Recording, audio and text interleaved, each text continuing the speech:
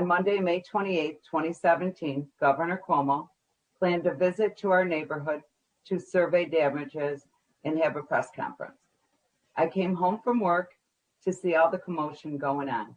I was asked by a staffer if I would allow Governor to come into my home, view our damages, and I agreed.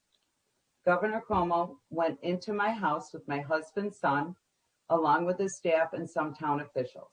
I came in shortly afterward, and when I walked in, I said to the governor, "Do you think that we have to live like this?" That's when the governor looked at me, approached me, took my hand, and pulled me to him.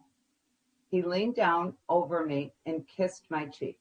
I was holding my small dog in my arms, and I thought he was going to pet my dog, but instead he wedged his face between the dog and mine and kissed me on the other cheek in what I felt was highly sexual manner.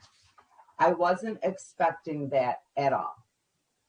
He said, "That's what Italians do, kiss both cheeks." I felt shocked and didn't understand what had just happened, but I knew I felt embarrassed and weird about his kissing me. I am Italian, and in my family, family members kiss. Strangers do not kiss, especially upon meeting someone for the first time. The governor's staff started to walk out of the house. Governor Cuomo lagged behind them. He stopped, he turned to me and said, "You are beautiful." That made me feel even more uncomfortable. I felt as though he was coming on to me in my own home. The governor and his staff proceeded to view the damages outside of the house. I purposely did not follow because I felt uncomfortable given what had just happened in my living room. After seeing the damages, the governor then circled to the front of the house where I was standing. He then approached me. He took my hand and said, "Is there anything else you want?" I didn't know how to respond. He then leaned down on top of me, and while still holding one of my hands, he forcibly grabbed my face with his other big hand and kissed my cheek.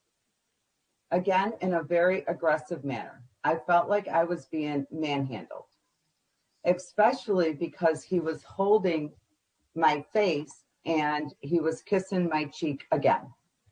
The way he looked at me and his body language made me very uncomfortable. I felt he was acting in a highly flirtatious and inappropriate manner, especially in front of my family and neighbors.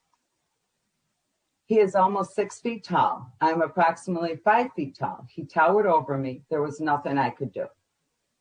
When the governor left, I thought the craziness was over. However, to my surprise, within days, I received a call on my voicemail from the governor's staff. The woman on the other end said Governor Cuomo was having an event in town, naming the place and the time, and asked if I'd like to attend. Notably, she did not say my husband and I or my family and I, only specifically me. I purposely did not respond to the invitation. I felt very uneasy about the call.